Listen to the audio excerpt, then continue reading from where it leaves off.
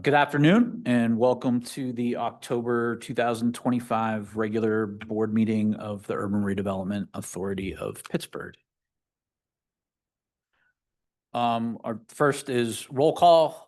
Let the record, pardon me, reflect that all board members are present and accounted for with the exception of Director Williamson. He is on his way. Will be joining us here shortly. Council President Lavelle and I are here in person with Director Connolly and Representative Powell joining us virtually. First order of business is approval of our September 11th, 2025 URA regular board meeting minutes. I'll entertain a motion. So move. We have a motion.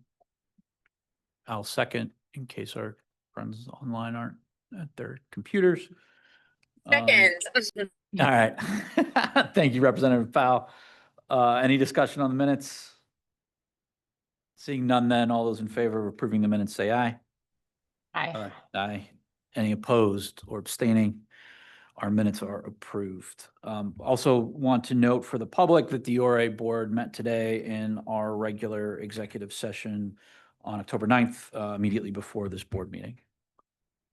Moving on in the agenda, we have public comment, and I will turn it over to Director Murray.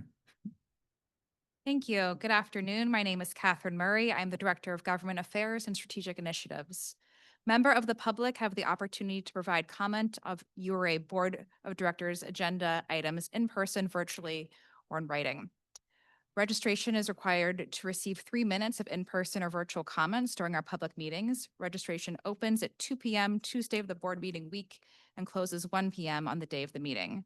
Written comments submitted before 1 p.m. on the day of the meeting or provided during the meeting will become part of the minutes and in the record. We received no written comments this month, but we have 2 registered public commenters to provide their comments. I'll facilitate a timer and let you know when your 3 minutes are up. You're registered to provide comment virtually. Our staff will unmute you on your microphone via Zoom so you can provide public comment. There may be a brief pause when I say your name when our staff can locate you on your Zoom. So just thanks in advance for your patience. Our first registered public commenter is Megan Hammond. So we have Megan. Hi, Director. Can you hear me? I can. Great. Your 3 minutes. Thank you. Start. Thank you. Good afternoon. My name is Megan Hammond. I'm the Executive Director of the Fair Housing Partnership of Greater Pittsburgh. Today, I'm speaking about the state of fair housing. You've heard me speak in previous months about tremendous changes occurring within the federal administration regarding fair housing and fair housing requirements within federally funded housing. Now, I cannot overstate how much the administrative enforceability of the federal fair housing laws have been weakened.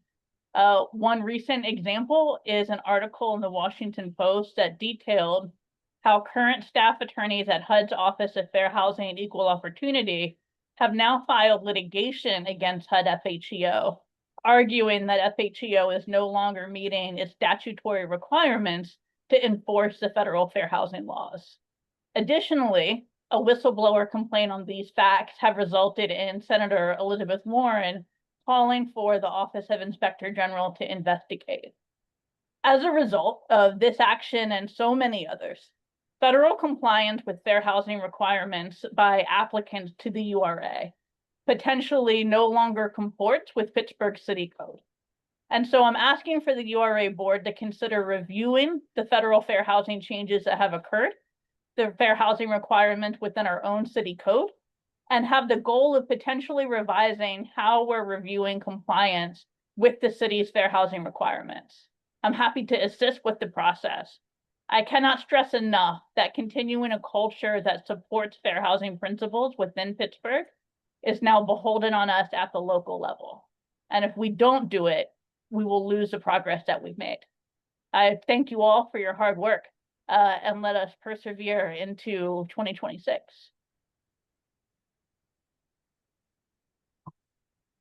Thank you. And our next public commenter is Marimba Malinas. Your 3 minutes starts now. Is Marimba on? Yes, I'm here. Can you hear me? We can. Good afternoon, members of the URA Board. I am here in my capacity as co-chair of the Greater Hill District Neighborhood Reinvestment Fund, also known as the Hill District LRTA Fund. The advisory committee for this fund is happy to have reached a point of having guidelines before you today for formal adoption. I'm here to ask that you adopt these guidelines so that the committee can continue its work of supporting the growth and redevelopment of the Hill District community and its residents. Thank you very much. Thank you. This concludes our public comment period. Thank you, Director. Moving on the agenda, we have a number of announcements today. Our first one is an invitation for bids on 604 Liberty Avenue, and Danita Thomas is joining us for this. Good afternoon, board members and members of the public. My name is Donita Thomas, President of Pittsburgh Economic and Industrial Development Corporation, or PEIDC. For those that don't know, we are a nonprofit affiliate of the URA focused on commercial redevelopment.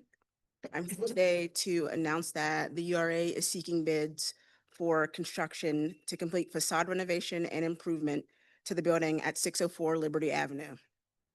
The goal is to have facade improvements completed prior to the April 2026 NFL Draft.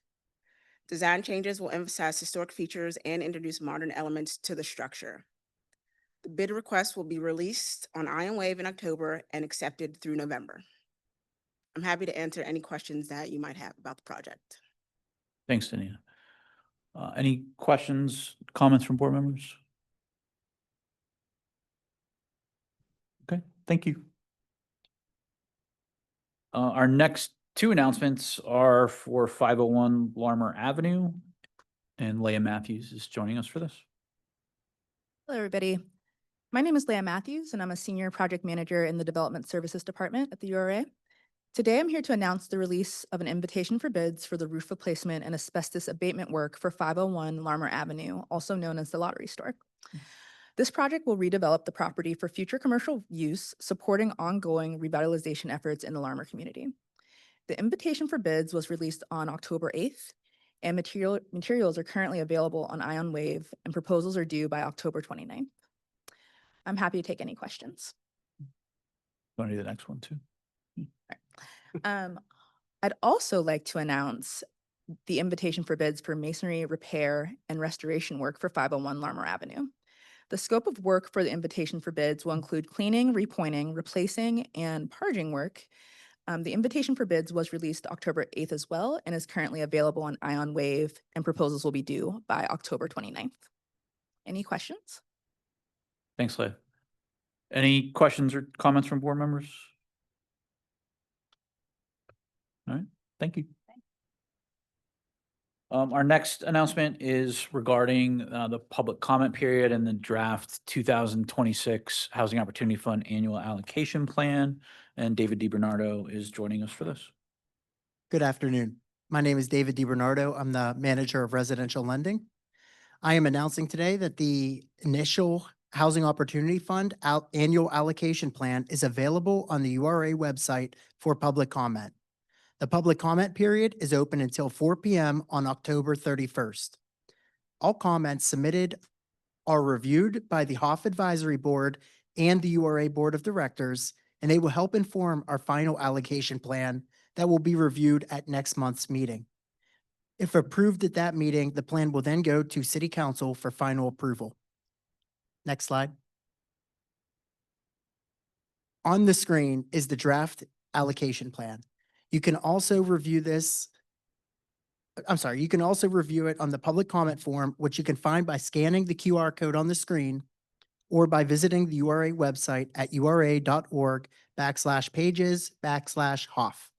I am happy to take any questions you may have at this time. Thanks, David. Thank you. Any questions or comments from board members? Oh, sure. Councilman? Are there any dollars left over in these current categories? Or I'm sorry, from the what? From previous year? previous years? Yes, there are. Yes, and we could certainly provide that to the board. That'd be helpful. Great. Thank you. Thank you. Any other questions or comments? All right. Thank you, David.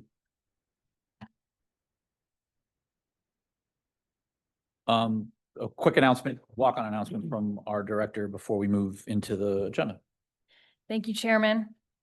In other affordable housing news, I'm excited to share that we received word today that 6 residential developments in the city of Pittsburgh were awarded low-income housing tax credits, also known as LIHTCs, from Pennsylvania Housing Finance Agency. They just made that announcement this morning. We are deeply grateful to PHFA for this investment in our city. This funding will advance affordability and stability throughout our neighborhoods, especially for low-income families. As we receive more information in the coming days, we will be sharing the total amount invested and a full list of the local projects awarded on our website and social media. Thank you. Thanks, Director.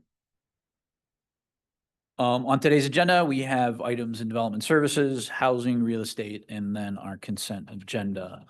First up is development services. And our item in this is regarding the Hill District, Greater Hill District Neighborhood Reinvestment Fund. And Julia McMahon is joining us for this. Hello, my name is Julia McMahon and I'm a Senior Project Manager in the Development Services Unit. I'm seeking authorization for program guidelines and program funding for 3 Greater Hill District Neighborhood Reinvestment Fund programs. The programs are Children, Youth, and Education Grant Program, Development Grant Program, and Workforce Development Grant Program. I presented the guidelines last month, and I'm going to briefly review them today. Next slide, please. The Greater Hill District Neighborhood Reinvestment Fund is a community-driven fund that utilizes diverted future tax revenues from development activities on the Lower Hill development site to provide funding for investment in development projects and community needs throughout the entire Greater Hill District Next slide. The Children, Youth, and Education Program supports increased capacity of community-based organizations that serve children and youth living in the Greater Hill District through educational activities and experiences related to science, technology, engineering, arts, mathematics, athletics, cultural awareness, and the improvement of educational outcomes. The program will provide grants of up to $25,000 to nonprofits, entities with nonprofit fiscal sponsors, and childcare providers accredited by the Commonwealth of Pennsylvania or Allegheny County. The amount budgeted is $240,000. The development program supports programming, projects, and activities that further improvements of land and structures within the Greater Hill District. The program will provide grants of up to $250,000 to support new construction and rehabilitation of commercial, mixed-use, and multifamily housing developments. This funding is intended to provide a form of last-in grant support. The amount budgeted is $930,000. And finally, the Workforce Development Program supports programming, projects, and activities for Greater Hill District residents. The programs will provide grants of up to $30,000 to nonprofits, workforce development groups, and emerging organizations with fiscal sponsorship for initiatives that prepare individuals for sustainable employment through training and education. The amount budgeted is $120,000. URA posted the draft guidelines on its website for review and public comment from September 11th to October 6th of this year. And contingent on approval of these guidelines, applications for the programs are expected to open in late October of this year. And the first application round will be open for 6 months. We don't have a date. There's an item on the consent agenda to approve a JAT form account for the consultant for the Greater Hill District Neighborhood Reinvestment Fund. So that's why we don't have a date. And Kirk Holbrook, who is that consultant, is going to talk to you about how we plan to notify the public once the applications are live. Thanks, Julia. Afternoon, URA Board, Kirk Holbrook, Program Manager for the Greater Hill District Neighborhood Reinvestment Fund. Upon the approval of these guidelines, we are going to enter a stage of very robust community engagement to ensure that any interested applicants, whether they are individuals, community-based organizations, or businesses, are able to access the guidelines and understand the application process. This will entail working closely with our community partners to promote on social media, working with the URA team to have on the website, but then also taking a deep dive into the community. So hosting information sessions, whether that's in the evening, on the weekends, hosting drop-in sessions during the daytime so community applicants can come in and get technical assistance if needed. And then also producing materials and paperwork that we can get out that'll help potential applicants have easy access to applying for these funds. I truly believe that the response is going to be great. Over the past several weeks, I continue to receive calls from interested residents and organizations as they hear that we are nearing this really special stage within the fund. So we're going to make sure that the Hill District community is informed, that they're excited, and I'm looking forward to doing some great things. So thank you. Thank you. Thank you both. Yeah. Any questions, comments from board members? Thank you for getting us to this point. Very welcome. Thank you, everyone. Yeah, and I simply want to thank Julia and Kirk and the co-chairs, Councilman Lavelle and Hill District CDC President Marimba Malayans for their work on getting us to this point. Yeah, I would echo the thanks. I know we talked about it last month when the draft guidelines were presented and Kirk, I think when you were brought on, just, you know, all of the work that it's taken to get to this point from the folks that you all have named, that Director Namani Stanger and Council President Lavelle have named.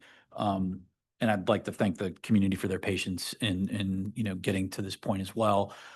We know the resources are needed and, you know, will be impactful.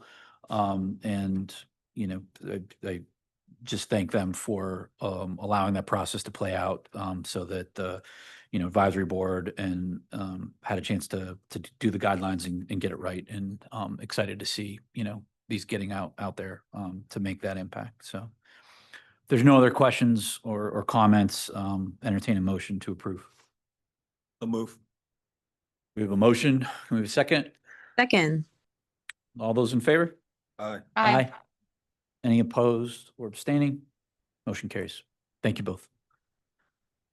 Moving into housing, we have 3 items on the agenda today in housing. The first of which is in Crawford Roberts, a rental gap program loan, an award for Cliffside Overlook. Joining us for this is David DiBernardo. Thank you. Hello again. My name is David DiBernardo. I am the manager of residential lending. Today, I am seeking authorization to enter into a rental gap program loan agreement with Half the Battle LLC or a related entity for an amount of up to $225,000 for the new construction of 4 units of affordable housing known as Cliffside Overlook. Cliffside Overlook is the new construction of 4 affordable rental housing units in the Crawford Roberts neighborhood of Pittsburgh. The units will be built as 2 stacked duplexes. The land at 1717 and 1719 Cliff Street is currently vacant and is owned by the Pittsburgh Land Bank, which will be transferred to Cliffside Overlook LLC at or before this closing of this loan. All 4 units will be a 3-bedroom, 1.5 bathroom apartments. One of these units will be rented to a family earning at or below 30% of area median income, and 3 units will be rented to residents earning at or below 50% of area median income. The developer for this project is Half the Battle LLC, which is 100% owned and operated by Tyann Battle. Tyann is the executive director of ACH Clear Pathways, which offers programs through visual and performing arts. In 2019, under Tyann Battle's leadership, ACH Clear Pathways purchased the historic Kaufman Center and renovated the building in a 3-phase renovation addition project. This project utilized a mix of public and private financing to achieve its objective. The general contractor for this project was Macero Construction, who will also be building the housing units in this development. The sources of funding for this project include a FHLB AHP grant, a permanent loan from First National Bank, an equity investment from Neighborhood Allies, a PHFA Fair grant, deferred developer fee, and this rental gap program loan. If authorized, this project is expected to close in December 2025, with construction being completed in the fall of 2026, and the units leased up by November 2026. I'd now like to introduce Tyann Battle to make some remarks about our project. Thank you for being here. Good afternoon, URA Board. Thank you for having me this afternoon. I come before you to say thank you for giving us this opportunity. As some of you may know, I was born and raised in the Hill District, and my nonprofit organization 5 years took ownership of the Kaufman Center, which was an asset of the historical Hill House. With my development experience through the Hill House Kaufman Center, I felt the need to continue to work in our community to provide affordable housing in the Hill District community, which is on Cliff Street, which is the street I grew up on. Some of you may know Mr. Milt Washington. He was a minority developer in the Hill District community 40 years ago. I'm very close with his daughter, Laura Washington, and she's helping me in support of this project as well. But I say all that to say this is a need for our community. I hope that you guys would vote for this project so that I can be a successful asset of the Urban Redevelopment Authority. Thank you. Thank you, Tyann. Thank you, David. Before I open it up for questions or comments from board members, just want the record to reflect that Director Williamson has joined us now. So with that, any questions, comments from board members? No, congratulations. I know you've been talking about doing this for many, many years now, so glad to see it come to fruition. And that's actually a really interesting and nice design for a stacked duplex. Yeah. So I'm very pleasantly surprised. So Thank you. I appreciate that. I am working with City Studios, and I was very intentional about this new build so that it complements the other 24 townhomes with the brick facade. So I was very intentional about the facade work. Thank you. I don't have any questions. I just, wanted to thank you for your effort on this, like the councilman acknowledged. It's hard to, what's not to like about the project here? I think this shows kind of everything working well together. It's the land banks conveying the land to you with, the added capacity they've had through support from the URA that the URA has provided. The URA is investing in this. It's a minority developer who grew up in the neighborhood on the same street, helping you to build your business, and you're providing much needed affordable housing in the community, that you love. So thank you for that. I'm glad we're able to be a small part of it. Thank you. I and, appreciate it. Yeah, David, thank you for your work and your colleagues' work to get to this point. So if there's no other questions or comments from board members, I'll entertain a motion to approve. so move. Second. We have a motion and a second. All those in favor? Aye. Aye. Any opposed or abstaining? Motion carries. Thank you. Congratulations.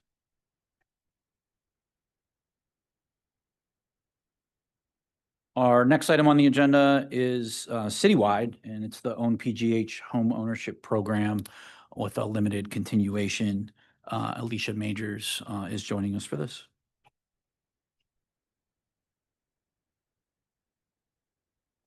Board members, members of the public. My name is Alicia Majors. I am URA's Assistant Director of Housing Support. Today, we're seeking authorization of $400,000 in Housing State Loan Repayment Funds. This funding will serve as the critical matching contribution to the Housing Authority's final Own PGH funding, enabling us to extend our reach in helping low and moderate income families. We have set a timeline for applications, which will remain open until March 31st, 2026, or until we exhaust the available funds. Our goal is to ensure that all closings are wrapped up by June 1st, 2026. This structured approach will allow us to manage the program effectively while providing a timely response to home buyer needs. Back in September 2021, the URA entered into a memorandum of understanding with HACP, laying the groundwork for offering grants and deferred mortgage financing to low and moderate income home buyers. As the lead agency, the URA has been dedicated to implementing this program, while HACP has provided essential support. Together, we are making meaningful strides in expanding homeownership opportunities throughout our Pittsburgh communities. Under this partnership, we are able to offer substantial financial support for prospective, I'm sorry. Under this partnership, we are able to offer substantial financial support for prospective homebuyers.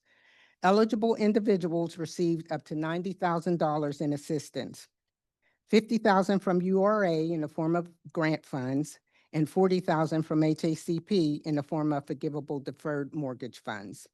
This combination of resources was designed to empower families to realize their dreams of homeownership. Since the launching of Own PGH homeownership program in January 2023, we have had 222 applications. We've had the privilege of assisting 193 homebuyers in finding their homes in Pittsburgh. It's inspiring to note that 88% of those individuals identified as minorities or women. 76 have become new residents of Pittsburgh, and 6 are new residents of Pennsylvania. We currently have 10 Own PGH applications in our pipeline. This success reflects our commitment to fostering an inclusive environment for everyone. With the additional funding we are requesting, we anticipate creating at least 10 to 15 more homeownership opportunities. This expanded reach will allow us to welcome even more families into Pittsburgh communities, reinforcing our mission to prioritize inclusivity and affordability. Importantly, we are advocating that the remaining program funds be allocated towards homes that have undergone rehabilitation or construction through URA programs. This ensures that low and moderate income homebuyers have access to turnkey housing options, minimizing immediate maintenance concerns, and enhancing stability for our households. In conclusion, this funding initiative represents a significant and once-in-a-lifetime investment in the future of our communities. By authorizing these funds, you'll affirm our commitment to improving homeownership access for low and moderate income residents throughout Pittsburgh, ensuring that everyone has the opportunity to find their place in our vibrant city. Thank you all so much for your support and belief in this vital cause. Thanks, Leisha. Questions, comments from board members? Director Williamson? Yeah, I just have a question. I just want to make sure I understand the relationship between these two resolutions. So if I'm understanding this correctly, we have to, in order to complete our obligations under on PGH, we have to match the housing authority's final $645,000 with $400,000 of our own, right? And instead of using URA own PGH money to do that, we would now be using housing state loan repayment funds to do that. Well, we have Yes. expended the Own PGH funds.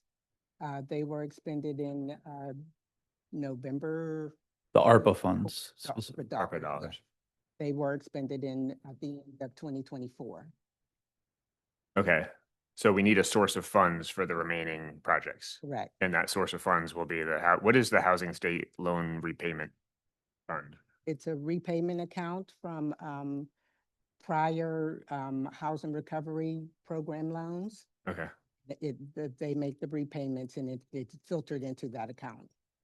So then is the second authorization, which makes sense, the limiting the use of the remaining $645,000 to URA sponsored developments, is that the same money or is that a different pot of money that we're limiting? I didn't understand your question. Like, what pot of money are we limiting in the second authorization? The same pot of money that we're committing $400,000 in from the housing state loan repayment fund to? Yeah, that's the 645, correct me if I'm wrong, that's the housing authorities. That's the housing. That's their contribution to the fund. Okay, That but they give that money to us and then we're saying the money we're getting from the housing authority, we're limiting to its use. You get it used as a match for the 645 so that we can expend it all down. There's currently 645,000 in housing authority funds. We presently have 309,000 $50 of funds, PDF funds that I am using for the remaining of the ones that we have in the pipeline Uh-huh. right now, they're accounted for. But from those funds, the PDF funds that we use to expend this program, we have 309,000 left. I'm asking for an additional 400,000 so that we are able to match the 645 that remains from okay. HACP. And so then wouldn't the total be greater than 645,000 in the end? Well, HACP's funds are 640. In the end, we will have approximately, Like almost 1.3 million a little dollars. over $1 million, yes. So should the second resolution apply to that entire 1.29 million? Or can it only apply to our own dollars? I believe it's only applying to our dollars. The HACP funds are already committed to us through the memorandum of understanding that we signed previously. So those funds are there and available for our use, and we just need the matching funds to complete the expenditure of those funds. Okay. So the result of this will be there'll be a total of $1.29 million left in ONPGH, our 645, which is comprised of 300 and change plus the $400,000 we're authorizing today. And half of that $1.29 million will be limited to URA sponsored development only. And the other half will be deployed based on the existing guidelines. Is Right. that correct? Okay, got it. Thank you. Got it. Took the scenic route, but we got there. Any other questions or comments from board members? Not a question, but a comment. I guess to our earlier conversation in executive session, if there were ever an argument, despite a tight budget, for the city to send money to the URA, this would be it. Like, we brought 76 new residents to the city itself. So that is indeed growing our tax base, which is pretty impressive. And it's also a reason, I'll sound like a broken record, why our banking industry I knew you were going to go there. should be investing in the URA, because we're doing work that they themselves are not actually doing, which is somewhat shameful. But it's a compliment to all the work of the staff at the URA. So thank you for all that you've done, and thank you for trying to secure the additional money so that we can indeed expend this down. Yeah, thank you. I think it would also be interesting to be able to quantify for your colleagues the amount of property taxes paid annually. Those 200 and change, homes that are now owned. That would be very good. Yeah. For part of our budget discussion. Yeah. There we go. I mean, we've said it at this table before, and I know we aren't necessarily talking about ARPA dollars here, but what was demonstrated, through the deployment of those ARPA dollars and the staff's creativity, kudos to Alicia and her colleagues, for that, to make sure that we're being responsive to those folks that are still in our pipeline. But what we're able to do with resources, that are once in a generation by making these generational investments. We have said it at the table before. I think what we're seeing on the screen, in the slide right now, and Councilman, to your comments, are evidence of that. And so, I know the team is thinking about what OMPGH could look like in the future, and how capital raise around that could look like. So I would absolutely echo Council President Lavelle's comments on the banking industry to take notice of this and know that the URA and our team here stands ready to be a partner in ways to deploy these funds and get folks into homeownership. Through programs like this, and become, new homeowners invested in our city. So thank you. If there's no other questions or comments from board members, entertain a motion to Just, approve. all your comments on the ARPA dollars make me a little wistful, but thanks, thanks Biden. Yeah. And we're probably not going to get tens of millions of dollars anytime soon in federal funds to be able to invest in low-income ownership. So it's worth reflecting on the local consequences of political decisions. You're here. No other comments or questions? Entertain a motion to approve. So moved. Second. All those in favor? Aye. Aye. Any opposed? or abstaining? Motion carries. Thanks, Alicia. Our next item on the agenda is moving to East Hills, another rental gap program, this time for Second East Hills 2 and Second East Hills 3. And Jared Clayton's joining us for this. Hello, my name is Jared Clayton, and I'm a residential lending analyst at the URA. I'm here today seeking authorization to enter into a rental gap program loan agreement with East Hills 2 Limited Partnership or a related entity in an amount of up to $361,318 for the renovation of 4 apartment buildings located at 2320, 2330, 2340, and 2342 East Hills Drive in the East Hills neighborhood of Pittsburgh, 13th Ward. I'm also seeking authorization to enter into a rental gap program loan agreement with East Hills 3 Limited Partnership or a related entity in an amount of up to $261,721 for the renovation of 3 apartment buildings located at 2237, 2251, and 2303 East Hills Drive in the East Hills neighborhood of Pittsburgh, 13th Ward. These combined developments consist of 7 residential multifamily buildings with 33 one-bedroom units, 88 two-bedroom units, and 28 three-bedroom units. The 149 total affordable rental units consist of 13 units at or below 20% AMI, 31 units at or below 40% AMI, and 105 units at or below 50% AMI. The combined total cost for the safety renovations is $623,040. The Safety and Stabilization Project is part of Trek Development Group, Inc.'s plans to assume ownership of the communities and continue to directly respond to residents' concerns. Funds for these developments will be directed towards addressing the safety and security of the residents. This will be accomplished through accessibility and infrastructure improvements across both of these communities.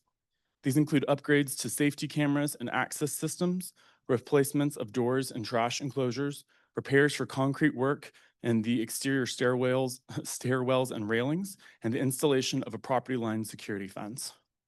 The project is being carried out in collaboration with Rising Tide Partners, PCRG, and the East Hills Consensus Group as Trek continues to working on securing a strategic partnership program SSP designation for the year in combination with a neighborhood partnership program NPP for the long-term residential support.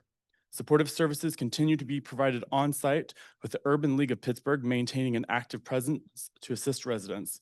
This RGP authorization is conditioned upon ownership of East Hills 2 LP and East Hills 3 LP successfully transferring to Trek. And there will be no resident displacement as these renovations occur with a projected start date of Q4 2025. I believe we have John Janoki or Eric Graham here from Czech, who will also be able to help answer any questions. Thanks, Jared. John?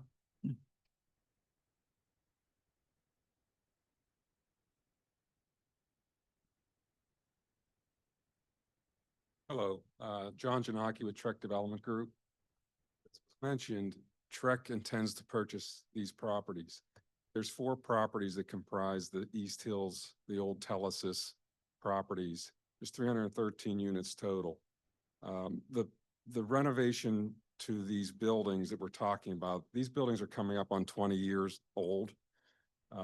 There's going to be a number of improvements that have to be made over the next several years, and we will do a more comprehensive renovation over the next 2 years. We are planning on purchasing these properties in November. Sometime in early November, maybe mid-November. And at that point, we would undertake these renovations we're talking about. But they are really more safety driven. There's security cameras that we need. There's doors, key fob systems and things like that that we're trying to do. I will say that in addition to kind of the physical aspects of the property, we're really concerned about social implications, the social aspects of the properties. We spend over $500,000 a year in armed security at that property. We've had multiple shootings at that property over the past 6 months when we took over management. Again, we're just managing it now, and in a month or so, we're going to own it. So we're getting deeper involved. What we want to do is more of a, I would call a mini choice people plan. And we're going to start working on that as soon as we take ownership, because there are social implications there we really need to deal with. It's not sustainable to spend 500 to 600,000 a year on armed security. The residents shouldn't have to live under those conditions, and we're committed to trying to make a big difference there. We do have with us Eric Graham, who is the regional manager responsible for on-the-ground activity there, and I thought it might be helpful to hear some from him about what's happening there. Okay. Thank you, John. Thank you, board members. If you've been watching the news lately, you've seen some of the violence that's happened at East Hills. While it has been a tragedy, I'd like to extend my condolences to all the families affected and spend a little bit of time talking about the impact to the local families. So the families in the neighborhood withstood the tragedy as though it were a normal thing. It's tragic to be there. I spent time with the families there, probably 4 hours on the day of the last one. And the children were back playing in the front yard within an hour. And I'd like to say that our people plan is going to change the expectation of behavior at East Hills and in the surrounding communities, that that type of violence is no longer normalized. From there, a safer platform to work more in depth with our other community partners to improve education, and eventually bring another leader out of that community that can contribute to the greatness of the neighborhood and of Pittsburgh. But these cameras and these security plans specifically will add an amount of accountability that's just not available right now to the community. So we know that surveillance, especially since the invent of the cell phone, is extremely important in providing accountability to individuals on behavior, bad actors in a community. These cameras provide an additional layer that can be used responsibly through the people plan and with partnerships with agencies in Pittsburgh to more in a pinpointed way extract bad actors and also provide support to the families who are affected, because without that evidence in a timely manner, we really can't act well. If there's questions about how we plan on going about it, I'm happy to answer those now. Thanks, Eric. I know Miss Diane's here as well. Is there anything you'd like to add? Diane Daniels. Thank you. Good afternoon. My name is Diane Daniels. I am the Executive Director and founder of the East Hills Consensus Group. When people think about East Hills, they think about what Eric just outlined. When I think about East Hills, I see vision and hope. So what they are requesting to do with the monies, with the cameras and the rehabs, it only will enhance the community. When people think of East Hills, they think of one section. We have 2 housing developments in our community, but the East Hills community is comprised of seniors, homeowners. I'm a senior myself. I've lived in East Hills for 30 years. I've seen a lot of changes. So hope is our main objective. So when he mentions about putting together the programs to just enlighten for what students and young people want to do, there is a need. East Hills is the first community either in the city of Pittsburgh or it's your last community in the city of Pittsburgh. What happened there last week just happened to be one incident, but those type of incidents happen all over the city. It happens all over the country. It happens all over the world. So what we are requesting today only will enhance and make our community a better community and continue the hope that we have with the residents. Thank you all. Questions, comments from board members? I'll just have a comment.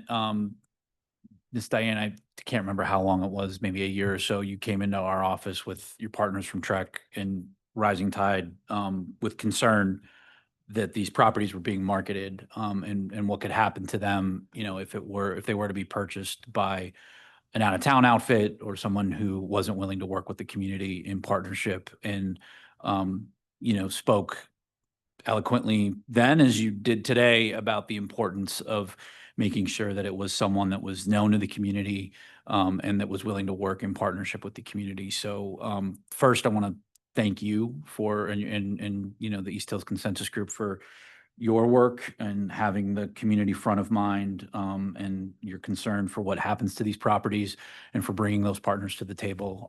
Trek, you know, and you, John, Eric, you and your team for stepping up and working with the community on what, you know, is needed there, and ultimately doing it. You know, you've used shorthand for a people plan. Those of us who are familiar with choice knows what that means, but for those that aren't, it's really how do we make sure we're supporting our residents with wraparound services that consider everything that household, that family, or those individuals might need in order to be successful. So thank you for having sort of the foresight on that. And I know you have a community partner who's going to hold you accountable to meet the letter of what you're saying. This is the first step. I think we all realize that, but it's an important one. So thank you for that, Jared. Thank you and your colleagues for your work in supporting it. If there's no other questions or comments here, I'll entertain a motion to approve. Move. Second. A motion and a second. All those in favor? Aye. Aye. Any opposed or abstaining? Motion carries. Thank you. Congratulations. Moving on the agenda to real estate, we have one item, and it is citywide for property maintenance. And Matt Reitzel is joining us for this. Good afternoon, URA Board and members of the public. My name is Matt Reitzel, and I am the Real Estate Inventory Manager for the URA. I'm here to seek authorization to enter into agreements with 9 firms and organizations for property maintenance services in an amount that will collectively not exceed $1.55 million over a 2-year period, payable with leased land funds. Next slide, please. The URA's Land Care Program is a localized land maintenance system that allows small businesses and nonprofits to participate in vacant lot maintenance for the URA's portfolio. The program was implemented in September 2016 and is now entering its 10th year. Services covered by land care contracts include monthly grass cutting, removal and disposal of debris in the growing season, snow removal and de-icing of sidewalks in the winter, tree removal, sealing and repair of structures, responses to emergency situations, postings of signs, and clean out of non-hazardous materials from lots on an as-needed basis. So on July 22nd of this year, the URA issued a request for proposals for the 2025 through 2027 land care cycle. 13 firms submitted eligible proposals, which were evaluated using the criteria in the RFP. Based upon this evaluation, 9 firms were selected to receive property bundles for this next cycle. This contract period will be for 24 months, beginning in November 2025 and ending in November 2027. All 9 selected firms are minority-owned or led, with 3 led by minority women, and 3 of these selected firms are nonprofit organizations with a focus on local workforce development. Thank you. At this time, I'm happy to answer questions if there are any. Thanks, Matt. Questions, comments from board members? I can't believe it's the 10th year of land care. That was surprising to hear. Yeah, I think we're all familiar with the program, but you know, every time this is presented to us, it's still great to see, you know, using this, something that we need to do as a way to invest in those small businesses, those community-based businesses that otherwise wouldn't have access to contracts this large. So I know it's not easy to administer, so thank you, Matt, ML, your entire team for doing that. But you know, it is impactful and helps to make sure that you know, our properties are well maintained in the community. So if there's no other questions or comments, I'll entertain a motion to approve. So move. Second. A motion and a second. All those in favor? Aye. Aye. Aye. Any opposed or abstaining? Motion carries. Thanks. That moves us into our consent agenda. We'll let that come up on screen for the public. There's no questions or comments from board members on the consent agenda, I'll entertain a motion to approve in its entirety. So move. Second. Motion and a second. All those in favor? Aye. Aye. Any opposed or abstaining? Consent agenda is approved. And that takes us to the end. Sorry, I wasn't sure if we had disclosures. With that, then I will entertain a motion to adjourn. We'll move. We have a motion. Do we have a second? Second. We are adjourned. Thank you all, and we'll see you next month. Thank you.